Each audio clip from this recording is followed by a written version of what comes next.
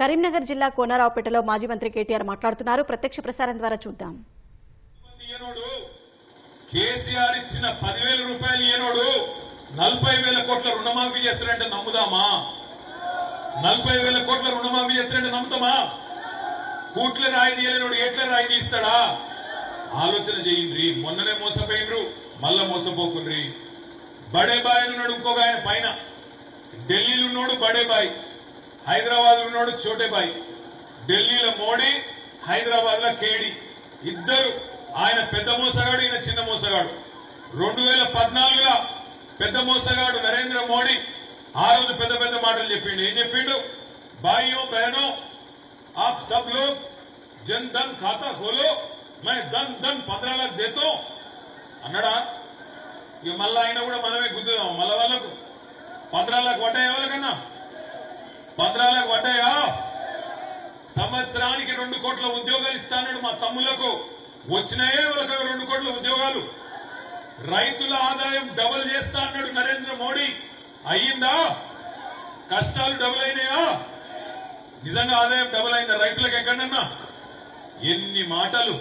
మొత్తం ప్రతి ఒక్కరికి ఇల్లు ఇస్తా, ఇంటికి నల్ల పెడతా, మళ్ళీ అదేవిధంగా బుల్లెట్ రైలు ఉరికిస్తా, మామూలు రైలు కాదట బుల్లెట్ రైలు ఉరికిస్తా, 2022 కల్లాని కథలు చెప్పిండు ఆనాడు నమ్మి 2014లో బడేబాయి ఓటేసినాం, మోసపోయినాం.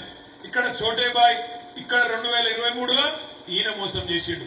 100 రోజులు అధ్యత్త ఇజ్జెత్త అని చెప్పిండు, మళ్ళా మోసపోయినాం. దయచేసి మిమ్మల్ని ప్రార్థించేది ఒకటే, పార్లమెంటులో రేపటి రోజున వినోదన్న ఉంటే మన తరఫున గట్టిగా గల్లా వట్టి అక్కడ అడిగేటోడు ఉంటాడు.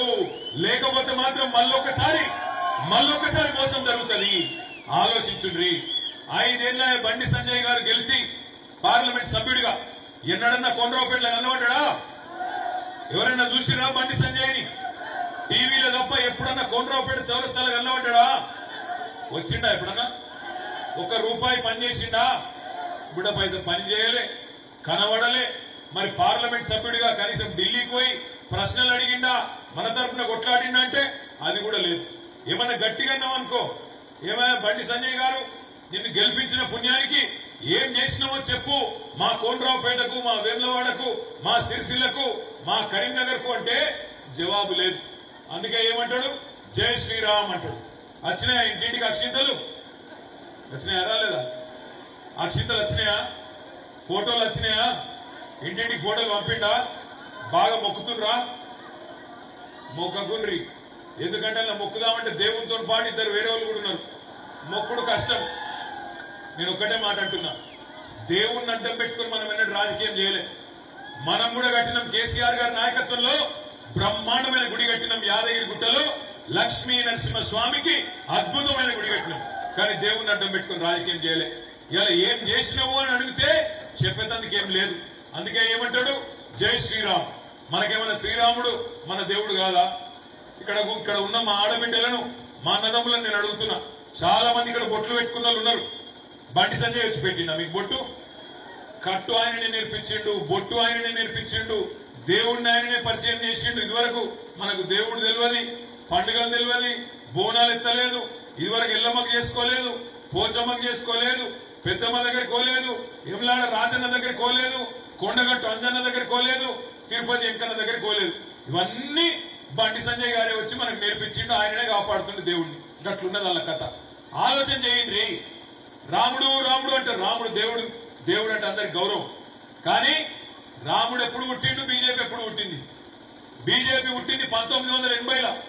రాముడు పుట్టింది త్రేతాయుగంలో. మరి ఇవాళ వీళ్ళు నిన్నగాక మొన్న పుట్టిన వాళ్ళు రాముడిని వీళ్లే కాపాడుతున్నట్టు, వీళ్లే మొత్తం రాముడికి టేకేదారు తీసుకున్నట్టు ఇవాళ పిల్లల మనసులు ఖరాబ్ చేస్తూ దేవుణ్ణి అడ్డం పెట్టుకుని రాజకీయం చేస్తా ఉన్నారు. నేను ఒక్కటే అడుగుతున్నా, అన్నలారా, అక్కలారా, చెల్లెల్లారా, తమ్ముళ్లారా, బీజేపీ రేపు పార్టీ ఓడిపోయినా, బీజేపీ అనే పార్టీ పూర్తిగా గతమైనా ఇవ్వాలకు కూడా ఏం కాదు. రామునికి ఏం కాదు, మన ఏమ్లాడ రాజన్నకేం కాదు, కొండగట్టు అంజనకేం కాదు, తిరుపతి వెంకన్నకేం కాదు, అయోధ్యలో శ్రీరాముని కూడా ఏం కాదు. బీజేపీకి ఓటేస్తే దేవుని కోటేసినట్టు అని ఒక డ్రామా చేస్తున్నారు, ఒక భక్తి సినిమా చూపెట్టే ప్రయత్నం చేస్తా ఉన్నారు. ఏమీ చేయని అసమర్థత, 5 ఏళ్లు ఏం చేయనోడు ఇలా దేవుణ్ణి అడ్డం పెట్టుకుని మళ్ళా రాజకీయం చేసే ప్రయత్నం చేస్తా ఉన్నాడు. రేపటి రోజున మన కోనరావుపేట కోసం, మన వేములవాడ కోసం, మన కరీంనగర్ పార్లమెంట్ కోసం 4 పనులు కావాలంటే కొట్లాడేటోడు కావాలి, గట్టిగా మాట్లాడేటోడు కావాలి, జీ హుజూర్ అనేటోడు కాదు. అదే విధంగా అమిత్ షా చెప్పులు మోసేటోడు అంతకన్నా కాదు అనే మాట నేను మీకు విజ్ఞప్తి చేస్తా ఉన్నా. ఏం చేసిండయ్యా బండి సంజయ్ కుమార్ 5 ఏళ్లలో అంటే అమిత్ షా చెప్పులు మోసుడు తప్ప పీకిదేవి లేదు 5 ఏళ్లలో. నేను అడుగుతున్నా, దమ్ముంటే రా, ఏ చౌరస్తాకు వస్తావో రా, ఎక్కడికి వస్తావో రా, చెప్పు నువ్వేం పని చేసినావో చెప్పు. ఇలా టీఆర్ఎస్ ప్రభుత్వం ఏం చేసింది అంటే కోనరావుపేటలో ఇవాళ మీరు సిరిసిల్ల నుంచి ఇక్కడికి వస్తుంటే బ్రహ్మాండమైన మల్కపేట రిజర్వాయర్ కనబడుతుంది మీకు. అక్కడ మా లక్ష్మీ నరసింహారావు గారు బ్రహ్మాండంగా కోట్లాది రూపాయలతో అద్భుతమైన వెంకటేశ్వరుల గుడి కట్టిండు. ఒక్క రూపాయి రాజన్న గుడికి తెచ్చినవా బండి సంజయ్? పోనీ ₹1 మా కోనరావుపేటలో ఉన్న గుడికి చందా ఇచ్చినవా? లేదా వేములవాడ కొండగట్టు అంజన్నకు రూపాయి తెచ్చినవా? నరేంద్ర మోడీ కాడికి వెళ్లి నీకెందుకేయాలి ఓటు? ఒక్క బడిదేలే, ఒక్క గుడిదేలే, ఒక్క విద్యా సంస్థదేలే, ఒక్క పరిశ్రమదేలే, ఏం చేసినవయ్యా అంటే దేశం కోసం, ధర్మం కోసం అనుకుంటే గాలి తిరుగుడు, గాలి మాటలు, ఒక్క పని కూడా తేలే. ఆలోచించండి, ఆగం కాకండి. ఇలా కాంగ్రెస్ పార్టీకి అయితే నాకున్న అవగాహన మేరకు ఓట్లేసే పరిస్థితి అయితే లేదు. ఎందుకంటే పెన్షన్లు వచ్చిన వాళ్ళు ఉన్నారా ఇక్కడ? ఆసరా పెన్షన్లు ఉన్నారా? ఎవరైనా చేయొత్తులు జరి ఉన్నోళ్ళు? 1 నెల పెన్షన్ ఎగ్గొట్టిండు రేవంత్ రెడ్డి, ఎరికేనా మీకు? జనవరి నెల పెన్షన్ ఎగ్గొట్టిండు, ఎరికేనా? మరి ఇంకా మళ్ళా సిగ్గుదప్పి వాళ్ళ కొట్టేద్దామా? నెల పెన్షన్ ఎగ్గొట్టిండు. 4,000 అన్నోడు 2,000 ఇవ్వకుండా ఎత్తగొట్టిండు. గాయని నమ్ముదామా? మళ్ళా పొరపాటును నమ్ముదామా? రైతు బంధు ఇప్పటికి వాళ్లే మొత్తం పడ్డదా పడలేదా?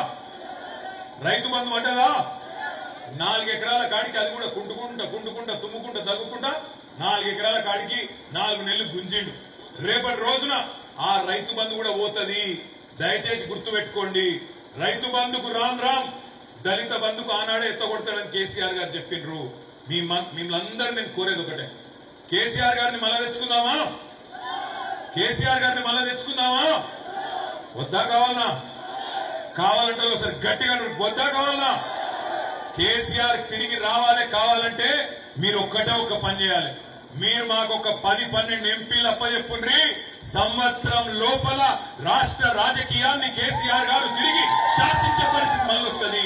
ఈ సన్నాసులు మళ్ళీ పోయే పరిస్థితి తప్పకుండా వస్తుంది. దయచేసి నేను మిమ్మల్ని కోరుతా ఉన్నా, మన మధ్యలో ఉన్ననాడు మంచి పరిపాలన ఉన్ననాడు దాని విలువ తెలియలే. కానీ అప్పుడప్పుడు ఇట్లా జరుగుడు కూడా మంచిదే. చీకటి ఉంటేనే వెలుగు విలువ తెలుస్తుంది, అప్పుడప్పుడు గాడి నిండుతూనే గుర్రం విలువ తెలుస్తుంది. అందుకే నేను అనేది, దయచేసి ఈ పార్లమెంట్ ఎన్నికల్లో మే 13 నాడు కారు గుర్తు మీద ఓటేసి వినోదనను బంపర్ మెజారిటీతో కోనరావుపేట నుంచి గెలిపియండి. మీ తరఫున బ్రహ్మాండంగా రేపటి రోజున అక్కడ వాదించే నాయకుడు, కొట్లాడే నాయకుడు, కేసీఆర్ గారికి బ్రహ్మాండంగా అండగా ఉండే నాయకుడు. మేము వీడికి బయలుదేరి వస్తున్నాం. కొద్దిగా ఆలస్యమైతే కారణమైంది ఎరికైనా సిరిసిల్లలో ఈ ఒక్క రోజుల 2 నేత కార్మికులు ఆత్మహత్య చేసుకున్నారు. మనం అనుకున్నాం ఎన్నడన్నా మీ పక్కనే ఉంటే సిరిసిల్ల. ఒకనాడు కాంగ్రెస్ వాళ్ళు సిరిసిల్లను ఉరిసిల్ల తెచ్చింది. మళ్ళా కాంగ్రెస్ వాళ్ళు రాగానే మళ్ళా ఆత్మహత్యలు మొదలైనవి. మళ్ళా ఆ రోజులు కావన్నా రైతుల ఆత్మహత్యలు, నేతన్నల ఆత్మహత్యలు, కరెంటు కష్టాలు, మోటార్లు గాలుడు, రైతు బంధు రాదు, ఈ ఆగమాగం బతుకు మళ్ళా కావన్నా ఆలోచించండి.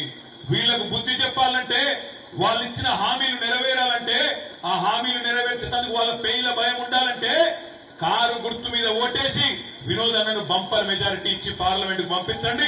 తప్పకుండా ఈ ఎగిరెగిరి పడుతున్న కాంగ్రెస్ నాయకులకు బుద్ధి వస్తుంది. అప్పుడే వాళ్ళ కళ్ళు కిందికి దిగుతాయి. మనకిచ్చిన ప్రతి హామీ నిలబెట్టుకుంటారు. 2,500 ఆడబిడ్డలకు ఇస్తా అన్నాడు. 4,000 ఇంట్లో ముసలయ్యి ఉంటే ఇద్దరికి ఇస్తా అన్నాడు. పెళ్లి చేసుకుంటే కేసీఆర్ లక్షిస్తుండు. నేను తులం బంగారం ఇస్తా అన్నాడు. దొరకలేదా బంగారం? మరి బంగారం షాపులు కమ్మి పడ్డాయా? దొరకలేదా తులం బంగారం? కాంగ్రెస్ వాళ్ళని నమ్మి మోసపోయినారు మీరు. ఒక్కసారి మోసపోతే మోసం చేసినోంది తప్పు, రెండోసారి మళ్ళా వాళ్ళ చేతుల్నే మోసపోతే మన తప్పు అవుతుంది. యాది పెట్టుకోండి.